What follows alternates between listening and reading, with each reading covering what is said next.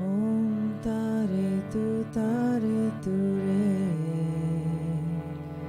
Mangalam Shri Mahapani Swaha Om Tare Tu Re Mangalam Shri Mahapani Swaha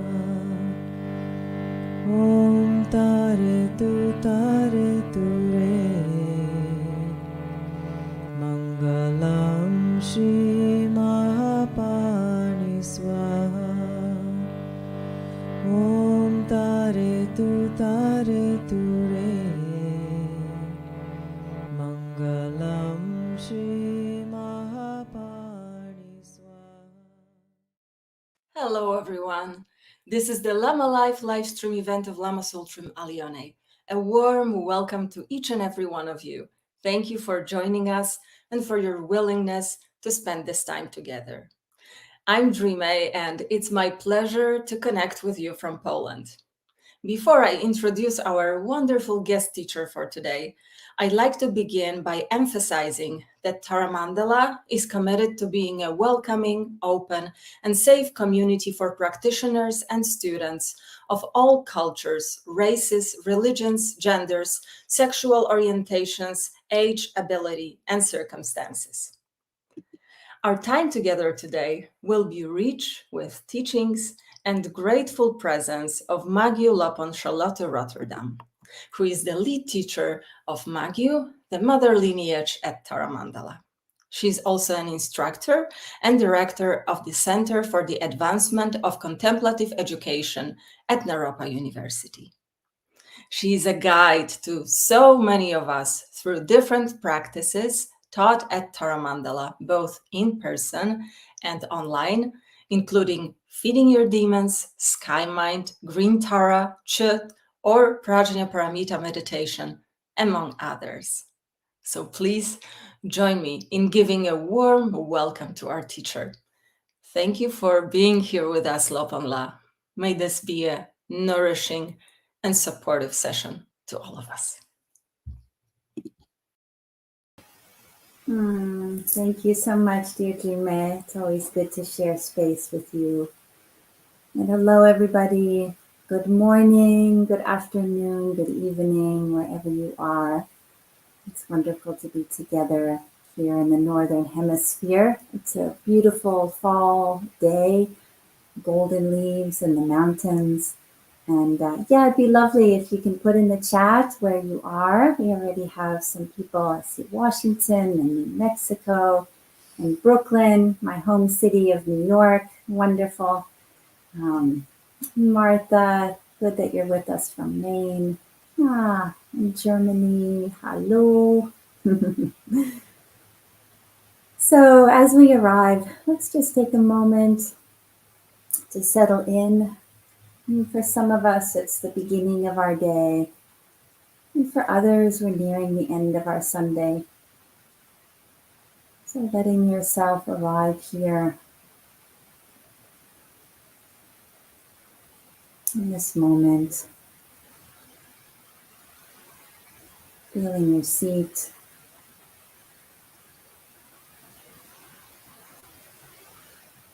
And feeling the warmth of your belly. Seeing if you can relax your belly. Sometimes we feel like we have to hold ourselves together, pull in our belly. There are those beautiful images of the laughing Buddha with the big belly. So maybe as we relax our belly and that warmth, that fullness of our bodies, we can experience some of the joy, simple joy of our beingness.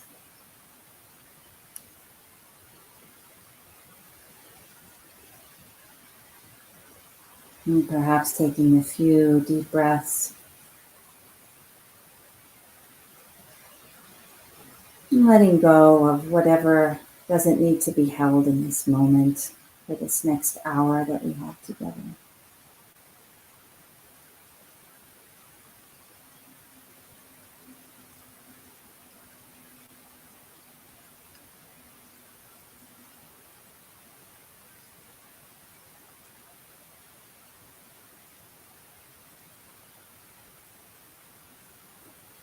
And let's raise our motivation for this time together.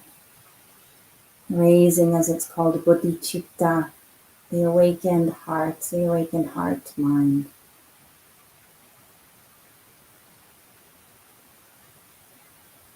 We connect with the tenderness of our heart, the openness of our heart.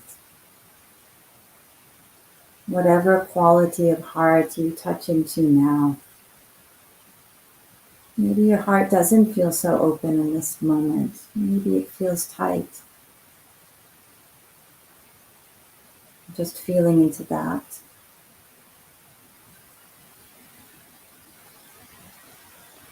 Letting yourself welcome whatever quality of heart you tap into in this moment.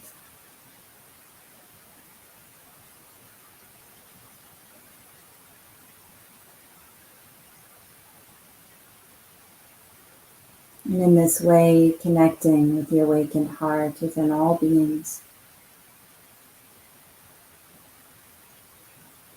And our motivation that in some way this time together may be of benefit to ourselves, to those directly around us, and ultimately in some way that it may benefit beings.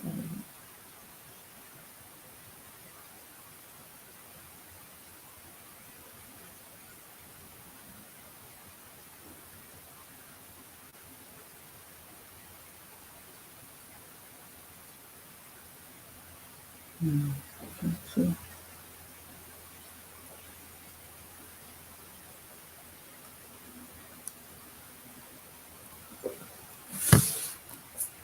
So before I dive into today's topic, I wanted to share just a few things happening live at Tara Mandala, kind of related to our topic of fierce compassion. The first is Tara Mandala has started a beautiful tradition of having an annual gratitude report, and it's on our website. And it's just a beautiful way of looking at the past year and what's happened and where Tara Mandala is and what teachings have happened and where we're going from here and all the beautiful beings who have been involved in Tara Mandala in this past year specifically. So it's a wonderful way of just tapping in, seeing what we're up to. I know many of you who are here have been involved in one way or another, so I want to express gratitude to you. And if anyone is new today to Tara Mandala, warm welcome. And take a look at the gratitude report. I think Yatri may put a link here in the chat so you can see. And then also wanted to heartfully invite you to an online Green Tara retreat that I'll be teaching next weekend. So Thursday, Friday, Saturday, Sunday. It's a 4-day retreat teaching the practice of Green Tara. And I'll be talking about Green Tara today a little bit so you'll get a sense of her, a taste of her. And this Green Tara practice is a very, very beautiful practice. It's a traditional Tibetan Buddhist sadhana. It's called deity practice, but it's quite, as far as these practices go, it's actually quite simple in the sense that it's accessible. And it was one of the first practices I learned when I moved to Tara Mandala, and we did it regularly. And it's very much of a heart practice for me that I've woven into my entire life since then, which is now about 20 years ago. And Green Tara is very fitting for our time as a way of connecting with the earth, with our connection with all beings, and that heartfelt compassion that we can all tap into. So a warm invitation to all, with no previous experience you need to have to come to the Green Tara retreat. Okay, so let's dive in. So I was thinking about what do I want to share today in our time. And I do a lot of teaching on compassion on my work at Naropa and also my Dharma teaching. And an aspect of compassion that's come up for me a lot is the fierceness of compassion. So I wanted to explore that a little bit more with you today. But let's step back for a moment. What is compassion? And compassion most basically, I would say, is an expression of our profound interdependence, our profound interconnectedness with each other. So in the traditional Buddhist teachings, there's this image of the two wings of a bird. And the one wing is compassion, and the other wing is the wisdom of emptiness. So what is this wisdom of emptiness? Is the realization that nothing is isolated. Nothing is separate. We are not like these little isolated pods moving through our lives, sort of bumping into isolated pods of other beings along the way. But that actually who and what we are is, you might say, porous, right? We are open beings. We are breathing beings. We are in constant relationship with other beings, with the world around us, with each other, with the elements. And those of you who've sat with me previously know that one of my most favorite descriptions of this interconnectedness, which is the wisdom of emptiness, right? Interconnectedness is another way of understanding that emptiness. It's the emptiness of solidity, right? Of separateness.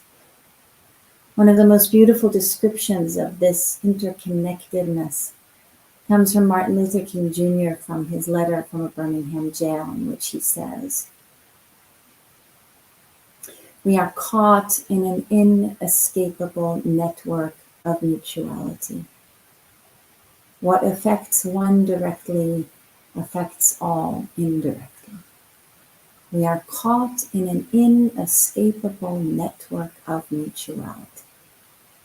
Inescapable network of mutuality, right? That sense of mutuality, right? We are in this all together. And it's not just that we're in it all together, but that we're in relationship. We are actually each other, interwoven, interlaced, inextricably, always, always. And so from this perspective, right, everything we do has an effect. Everything matters. Everyone matters. We are never isolated. We're never out, right? There's no pause. There's no like extricating ourselves from this wholeness. So we're in profound relationality always.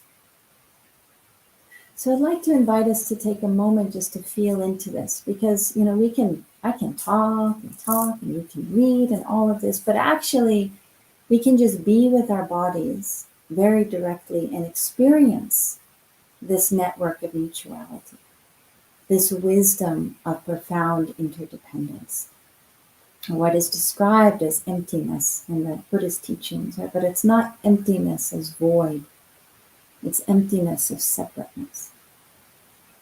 So let's just very simply, let's breathe, which we're doing all the time. And so as you breathe, become aware that this air that is seemingly outside of you, on the in-breath, comes into you.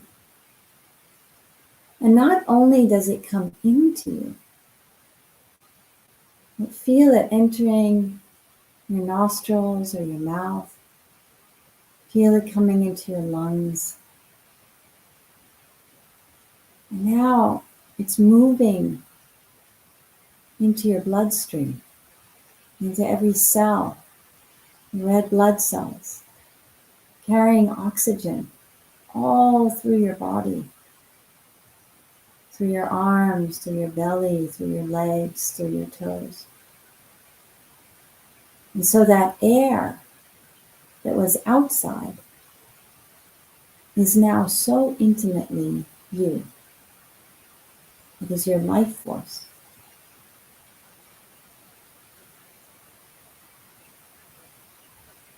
You feel that relationality, like this intimacy with the air itself.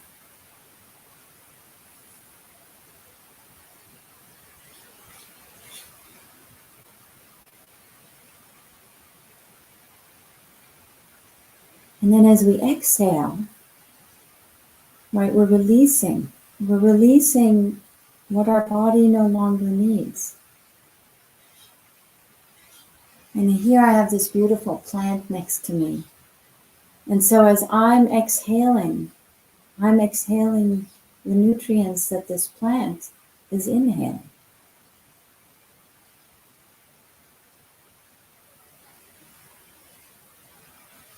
Am I separate from this plant?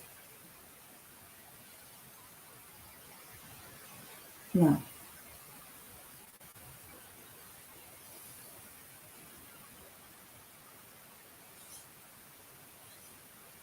And of course, we could spend this entire hour continuing this contemplation, but I'll just point us briefly, think of other ways that we can connect with this interdependence, this radical, inextricable interdependence just in our bodies. So think about what you've eaten or what you've had to drink today, which seemingly was outside. Like that tea that I've had with its milk and honey, the water, seemingly outside, different from me, and now in me, nurturing. So how has that seeming outside world come into you, become you? How has that apple become you? The banana, the coffee.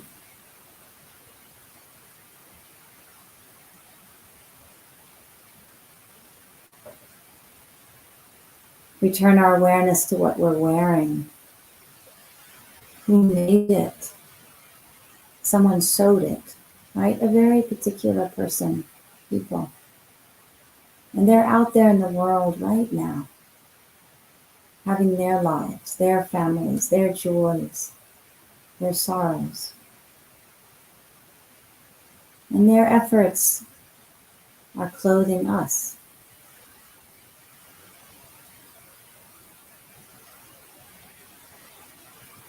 Of course, we can expand to who built our computers that we're looking at, or our phones, or the room we're in, the house or building we're in. We'll just take another moment resting in this awareness of very simple, basic interdependence.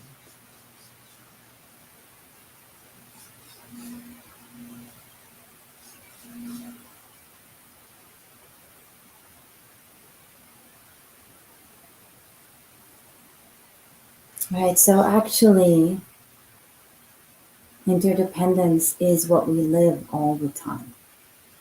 It is, right? That is that wisdom, that one side, that one wing of the bird. And perhaps you can tap into it just in this brief contemplation. What does this awareness evoke? Right, for me, it evokes something opens in me. It's gratitude, appreciation. And we could say compassion is the lived awareness of interdependence. Compassion is what arises as an expression of that realization, lived embodied realization of interconnectedness. We cannot help actually but care for everything when we realize that nothing is separate from us. So the traditional definition of compassion is a willingness to face and turn towards the suffering that we witness in ourselves and others, and the motivation and willingness to act in some way, whether that's through wish or an actual action, to respond in some way to relieve that suffering and the cause of that suffering. So the traditional phrase that's often used for compassion is it's this heartfelt wish or aspiration.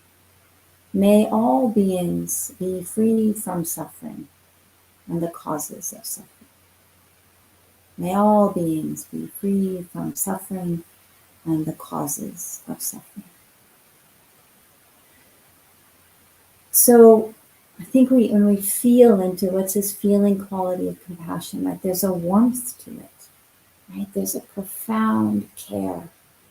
There's a kind of tenderness, right? When we feel into that interconnectedness and that actually we can care for anything, right? For this planet, the animals, for our own bodies, for those around us. And compassion is not pity, right? Pity is separation, right? We pity someone because somehow there's actually a feeling of like, underneath pity is like, oh goodness, I'm so glad it's not me, right? Somewhere. So pity is based on a kind of dualism. I feel sorry for, right? Compassion is also not empathy alone. Empathy is our ability to feel the suffering of another and be affected by it. But compassion is a quality of engaging, of saying, actually, I can respond. Because we're interconnected, what I do does matter. I can have an effect. And sometimes that's simply being with, simply sitting with, holding space for someone. Sometimes it's sending them a wish for well-being. Sometimes I can actually do something.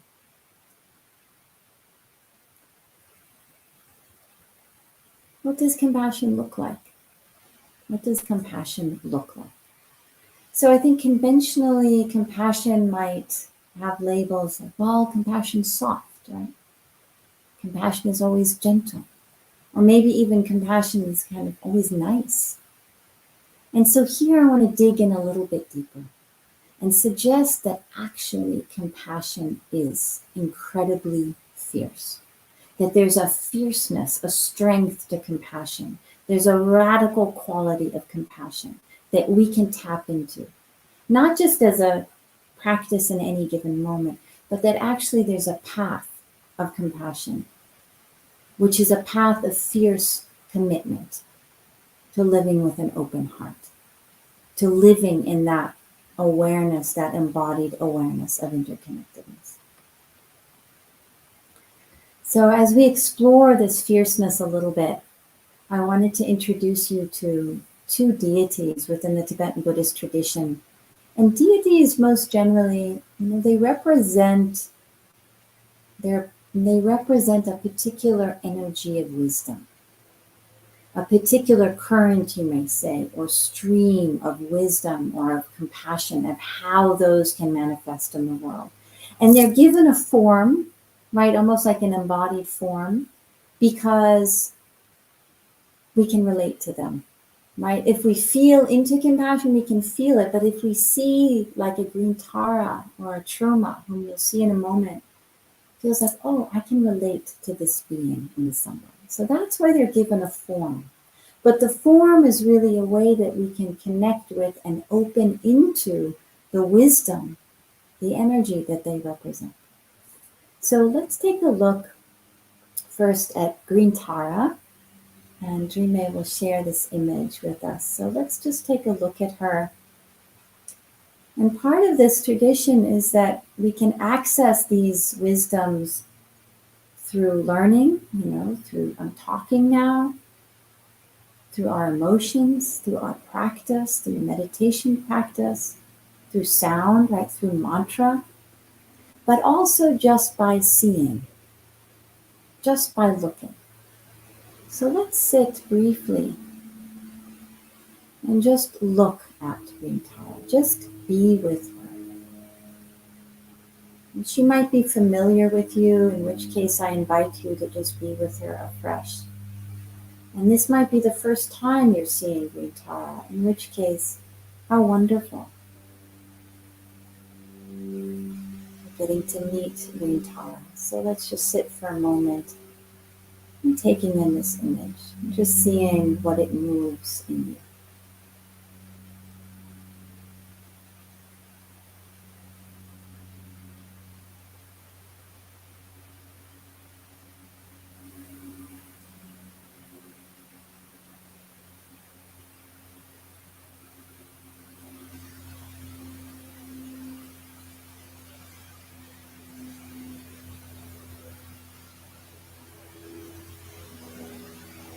So green Tara represents or is the embodiment of compassion in action.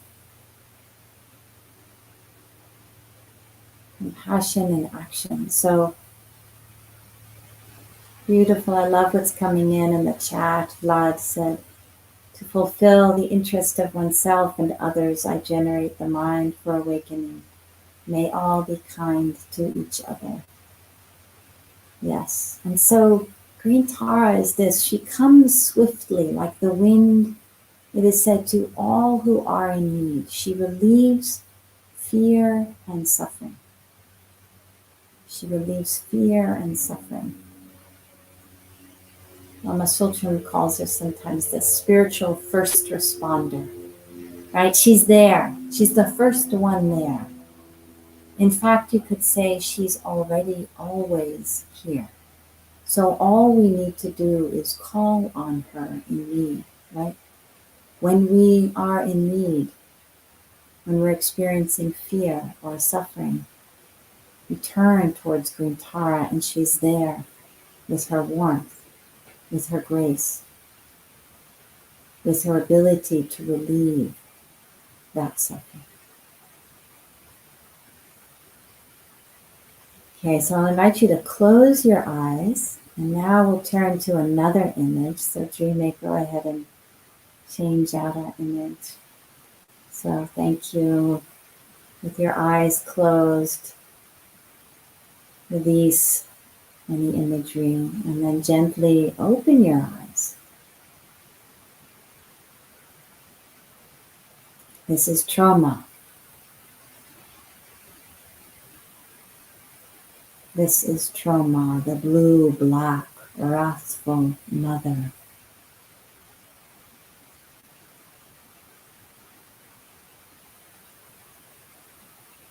Fierce compassion of a different kind. And let's just sit with her and see what moves in you as you sit with her, as you look at her.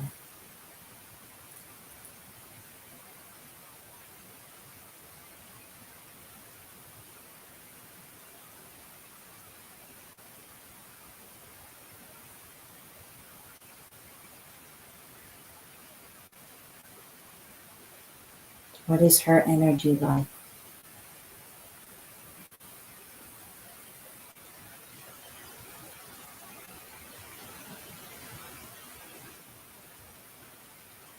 She's also fast moving, but a different kind of fast moving, like that speed of fire.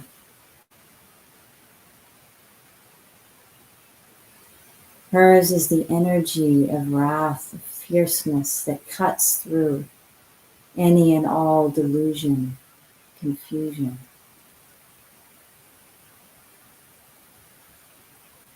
That is the form of her compassion, to be sharp as a blade that eliminates any and all obscuration.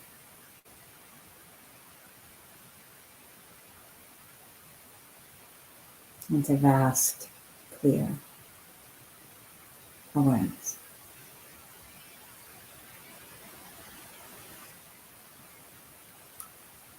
Okay, thank you, Dreamer, for the images. So I wanted to explore briefly 3 aspects of what I'm calling fierce compassion.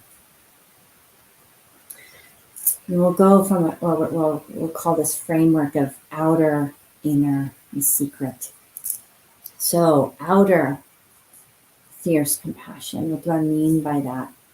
Is an outer dimension of fierce compassion, which is saying that how compassion shows up, this responsiveness of compassion, doesn't always have to be soft, doesn't always have to be nice. And I'll own this for myself, my particular attachment to being nice, and where it's actually gotten me into trouble. And that sometimes compassion comes in the form of a no. right? So as a mother, and those of you who are parents or have taken care of children or even animals, right? At times it's not about explaining or trying to make sense of why the child who's running into the street shouldn't be running into the street, right? At that moment, I remember when Mateo was little, we were living in Pagosa Springs outside of Tara Mandala, and there was this wonderful bakery, and we ran down the steps and onto, there was, sort of the main highway, main road, and he was running out. And right, I just ran and I grabbed him. No! Right? It's the wrathful no of the mother. And the mother, I mean here, right? Formally mother, but metaphorically, the mother within all of us. The care that says no, or stop, or drop it. Right? And that we can feel that fire, right? That's Tröma's fire in us, in the belly. And it comes and it cuts through. Tröma is connected with this very powerful sound word that cuts through. It goes, it says, it's like this.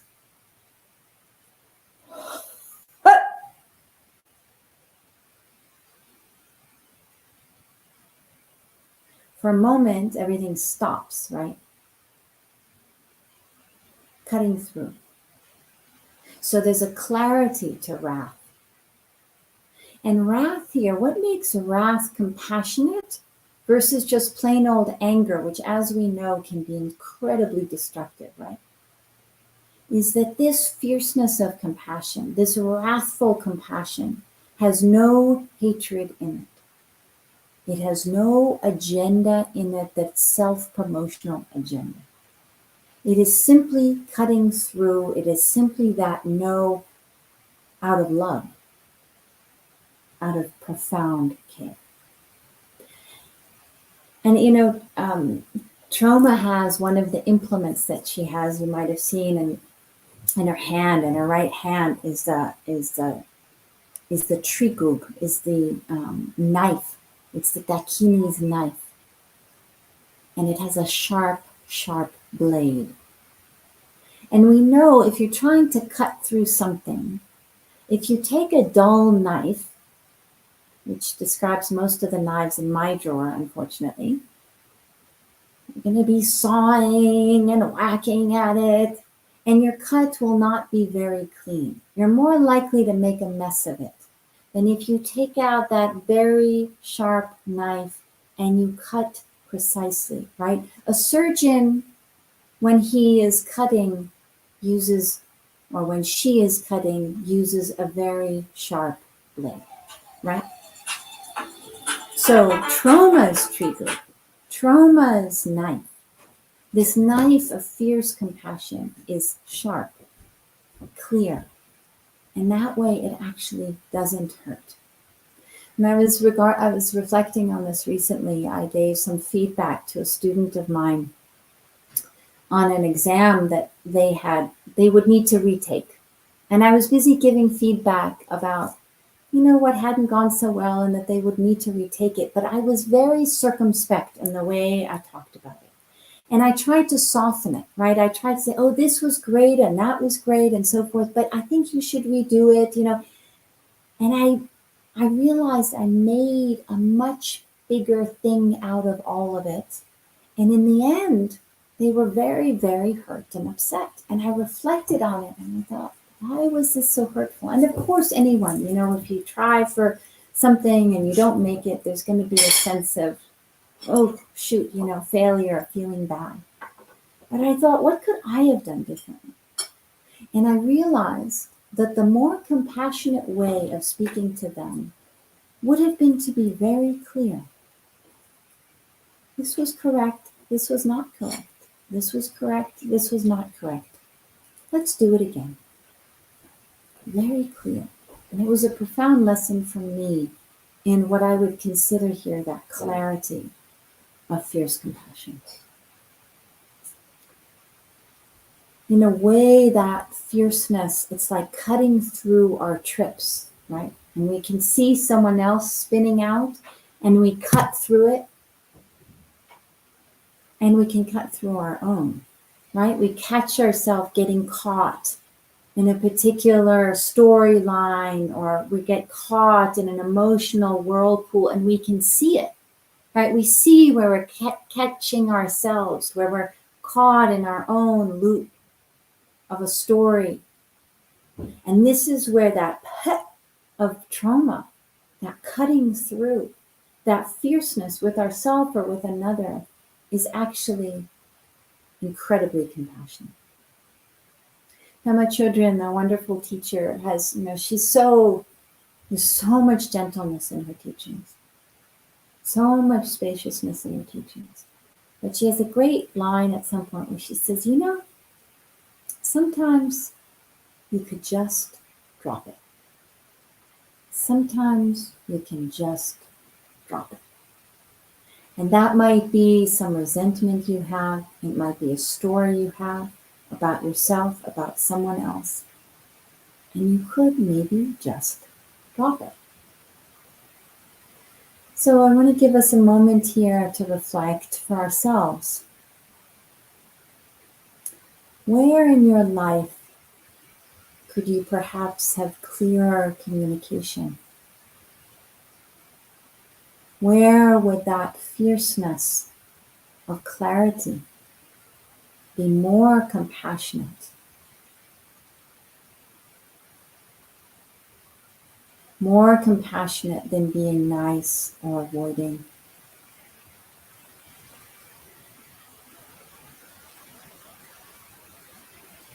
Is there something that you're caught in, or that you see someone else being caught in, that a clear no or a clear drop it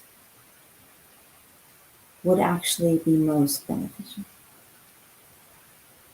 And just take a moment and see if anything resonates in your life.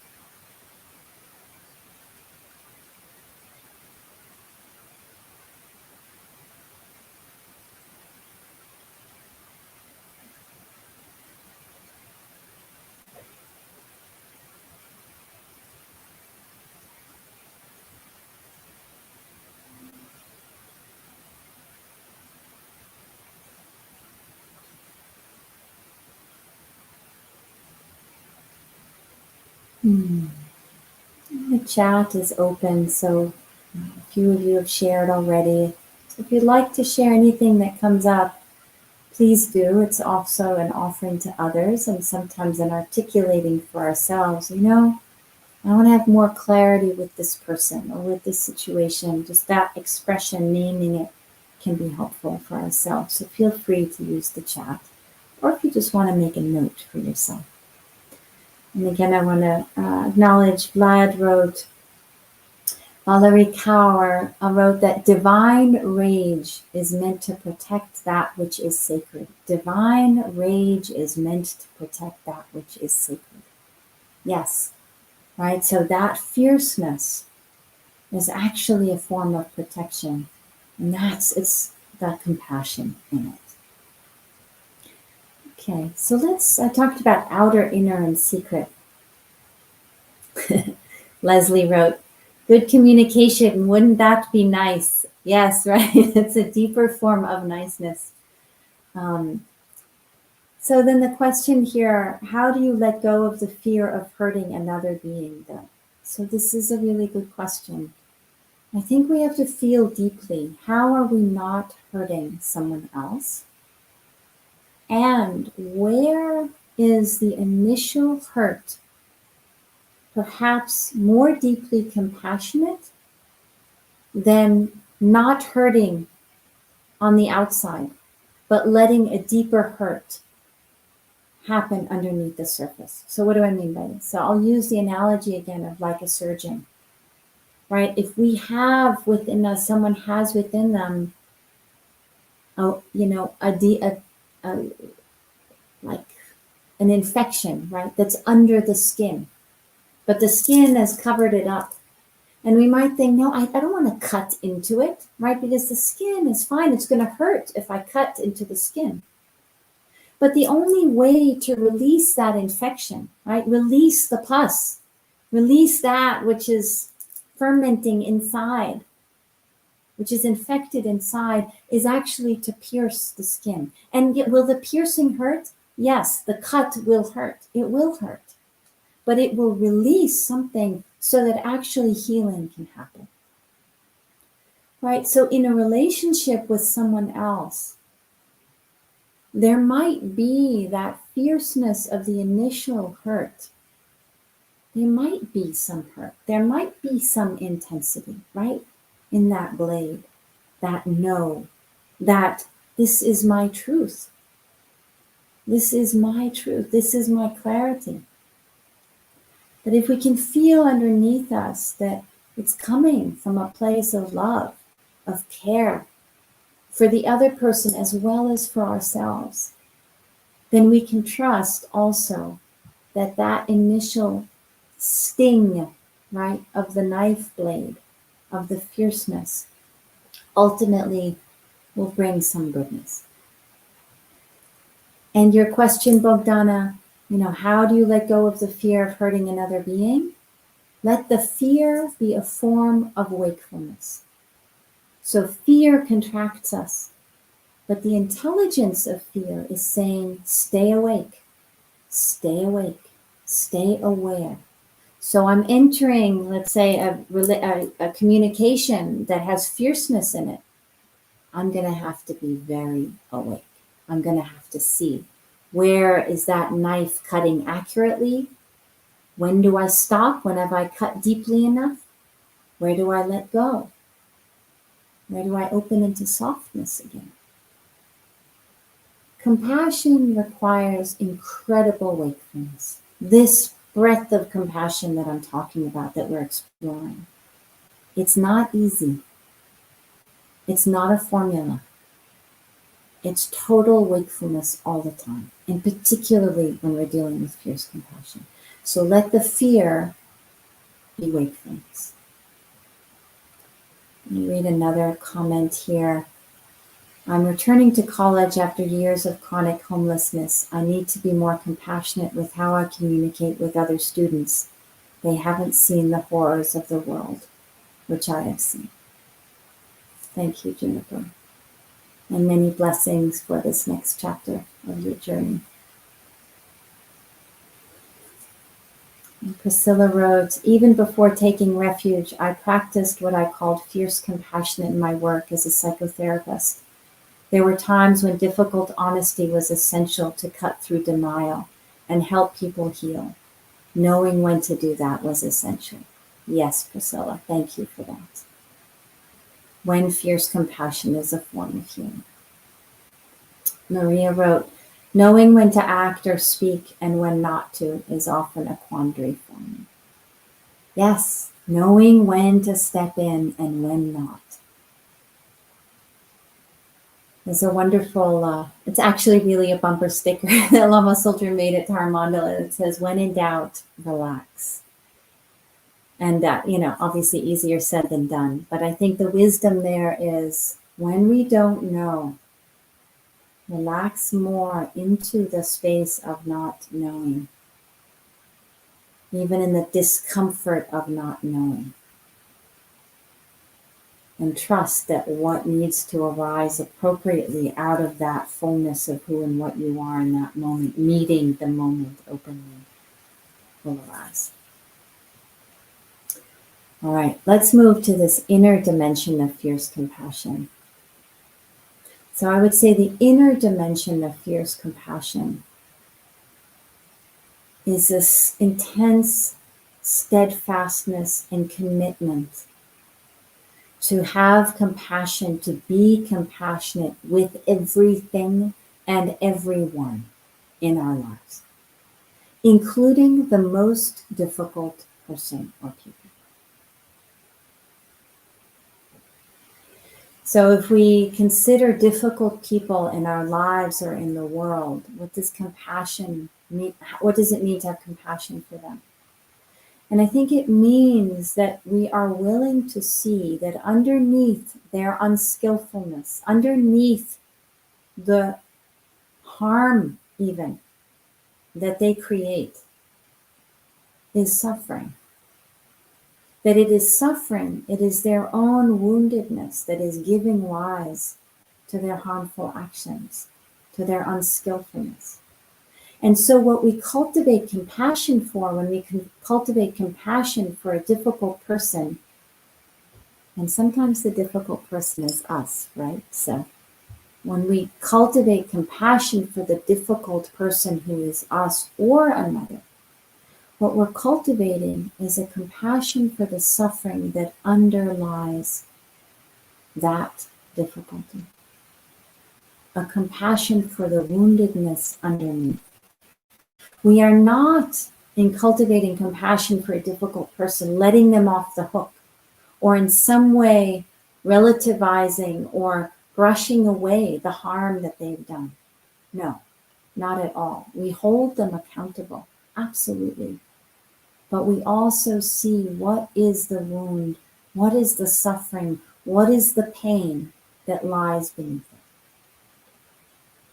And in this is an awareness that the unaddressed wounds in our lives, and by our, I mean our own as well as that of, I think, all beings, the unaddressed wounds in our lives are usually, more often than not, the places from which we inflict pain on others. It's where we go into non-awareness. It's where our intelligence is not at work. It's where we become defensive or aggressive, right? It's like a hurt animal that becomes aggressive, but it's really in pain, right? It's really in pain. So to understand this fierceness of compassion is to say, I'm going to look further. I'm going to look deeper than what I see on the outside. And I'm going to relate to that deeper rawness and pain underneath it. It's also a willingness to say and to see and to inquire into the reality that perhaps the badness, the ill, the difficulty, the evil that we see in others is also within us. That the bad is not outside. The bad, the not goodness is also in us. That we also have that seed of violence, of harm, of non-awareness within us, that we all have that. And that's the inner dimension of fierce compassion, right? There's a kind of radical honesty that comes with this. To be able to see within us also, the courage to see within us also that seed of violence, for example. I had a very moving conversation recently with another student of mine, and at Naropa, the founder of Naropa is Chogyam Trungpa Rinpoche, and for those of you who know a bit of his life, he had a quite, there's a shadow aspect of who he was in the world, and his relationship with, sexual relationship with women and drinking, and it's a shadow, it's there. And what do we do with that? Do we turn away from all of the beautiful teachings he also offered and what he did? How do we reckon with that? And so all the students who come through Naropa, I think we talk about this. Hopefully, what is this? How do we deal with this? And so I had a student I was talking with about this, and he said, one thing that I've looked at is how I might potentially misuse spiritual power in myself. Because he's also a teacher in certain circles. And he said, I see how easy I could fall into this. And I looked at him and I was like, wow, what a way of taking this outer phenomenon of what this other teacher has done. And it would be very easy to just reflect back on that. What did Trungpa do? What were those, was it crazy wisdom or was it just hurt? And instead to look at, well, what is it in my life as well?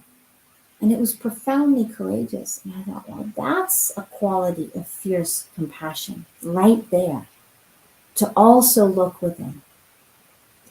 And you remember Tröma now, if you think back to her image, you might have seen she has a third eye.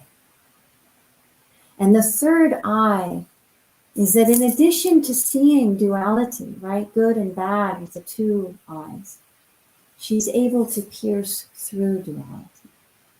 She sees through into not just good and bad, but that which holds all of it, beyond good and bad. And in a way, this is a fierceness of seeing all. In Green Tara, what is this fierceness, this inner dimension of fierce compassion? Is again, she has compassion for all. She's a first responder to everybody. It doesn't matter what they've done, who they are, what they haven't done, how they succeeded, how they failed, how they've hurt others, how they've been good to others. No, everybody. Green Tara relieves the fear and suffering of everybody. You don't first prove yourself to her. You don't have to prove your goodness to Green Tara to receive her compassion. And that is fierce compassion, right? That is fiercely committed compassion. And Trungpa Rinpoche writes about this, he says, from this point of view, from this fierce compassion, as I call it, you don't give up on anyone. Don't give up on anyone. Right? We don't ultimately give up on even that which is worst in humanity. The worst in ourselves, the worst in another, the worst in what we see in the world. And there's plenty of violence, or what is bad, what is doing harm in the world right now. And the fierceness of our compassion is that we don't give up on any of it, on anyone. So let's just sit for a moment with that. Can we extend the fierceness of our compassion, which means our commitment to unending, unabated, unequivocal compassion to all beings? Is there a part of yourself you've given up on? Is there someone you've given up on? Is there some aspect of humanity you've given up on? And what would it mean to extend compassion even there?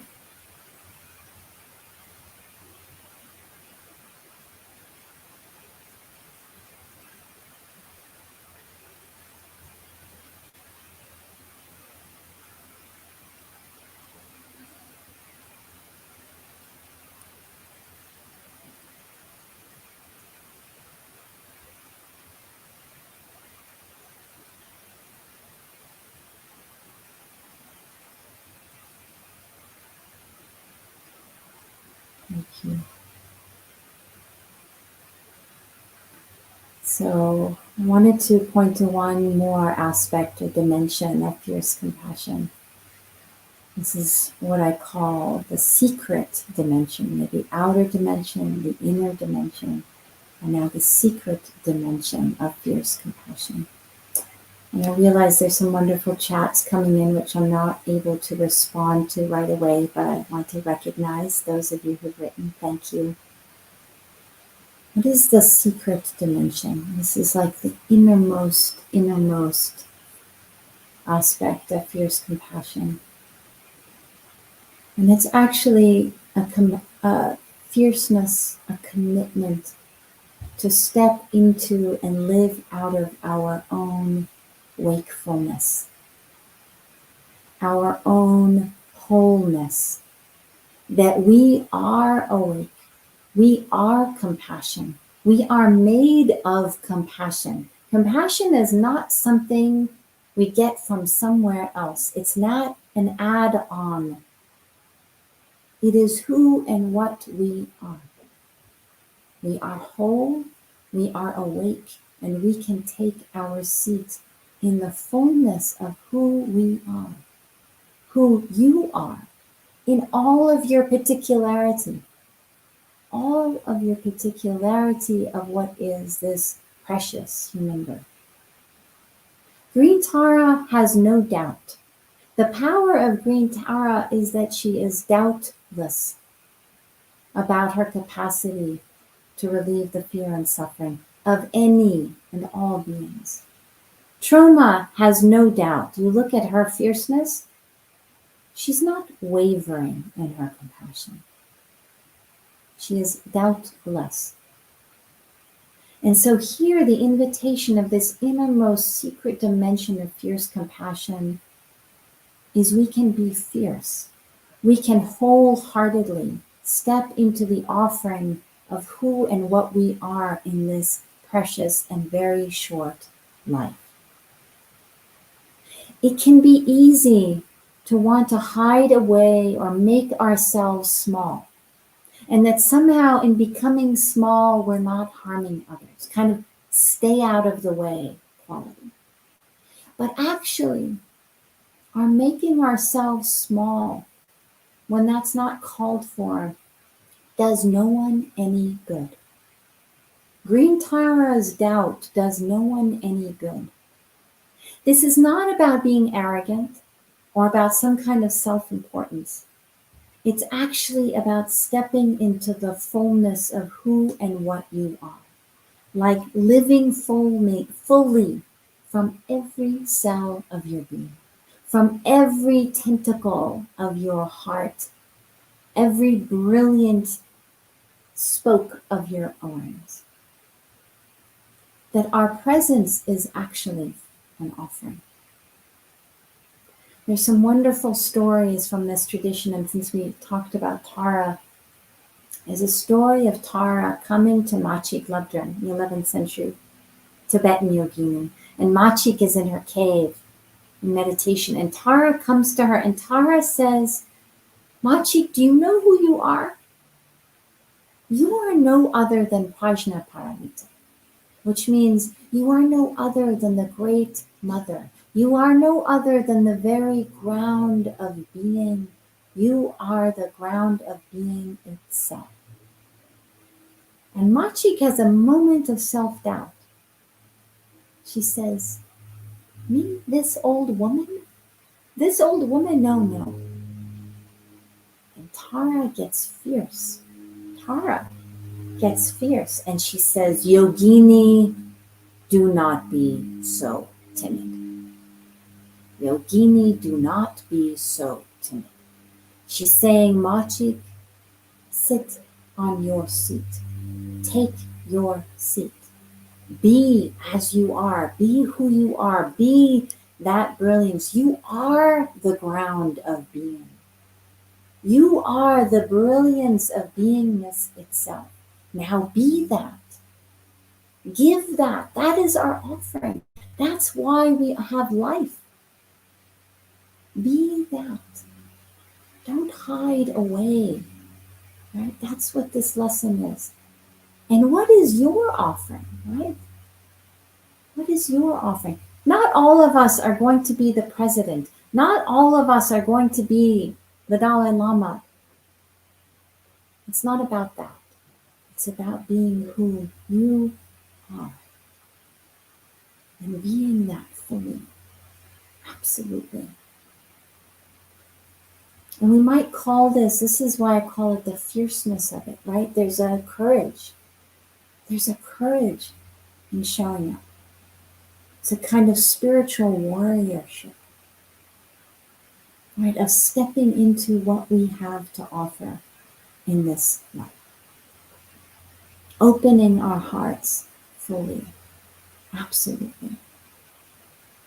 You might have noticed on Green Tara that she has a smile, which might seem odd for a being who's continuously meeting the fear and suffering of others. But why does Green Tara smile? It's because she's sitting in the joy of who she is and what she is, which is the relief of all fear and suffering. And that brings incredible joy.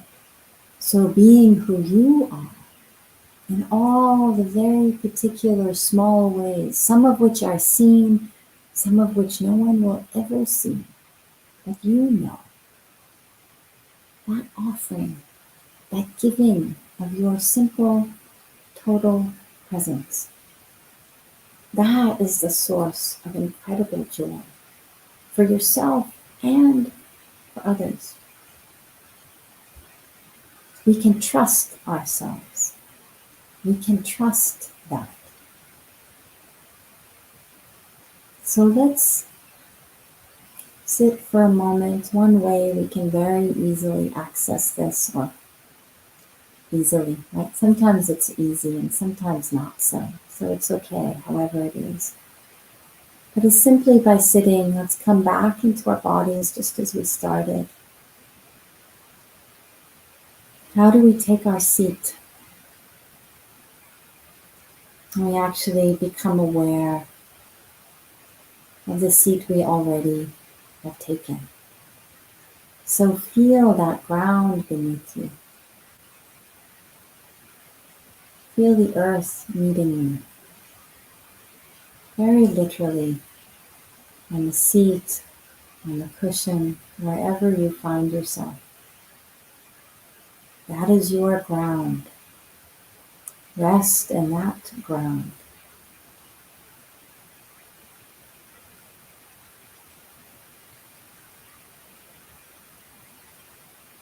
You have a right to be here. The ground meets you. The earth meets you as you are.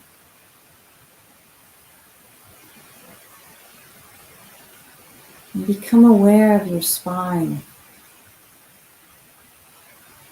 The spine, which is our upliftedness. Feel this way that your head, your crown reaches to the heavens. So there's a nobility as we connect with this upliftedness of our spine. Almost a regalness. Be that queen, that king. This is our innate, our inherent dignity. Again, just as you are.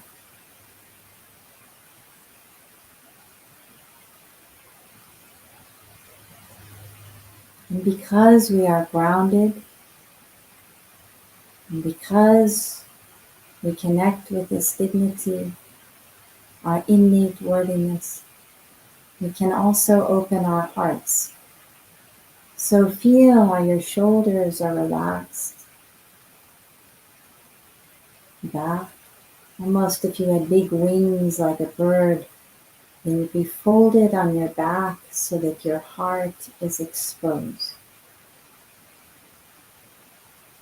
We're meeting the world, we're meeting this next moment of life with an open, exposed heart.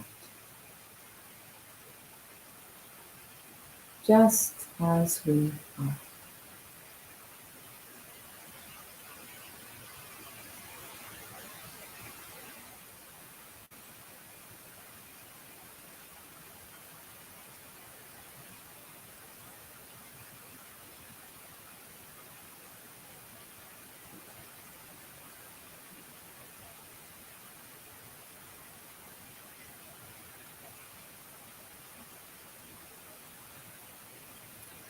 And from this place of ground, dignity, open-heartedness, let us dedicate the merit of our time together.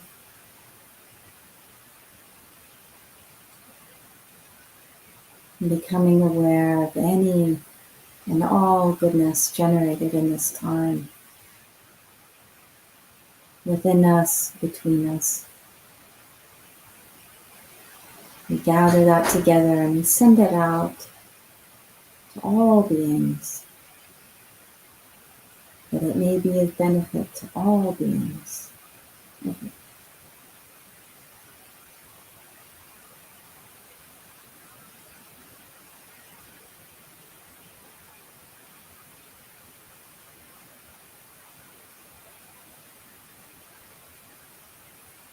Thank you, dear friends, so much for spending some time together. Sending you much love and joy for the rest of your day, evening. Thank you, dear Dreame, for holding us always with such grace and kindness. Much love.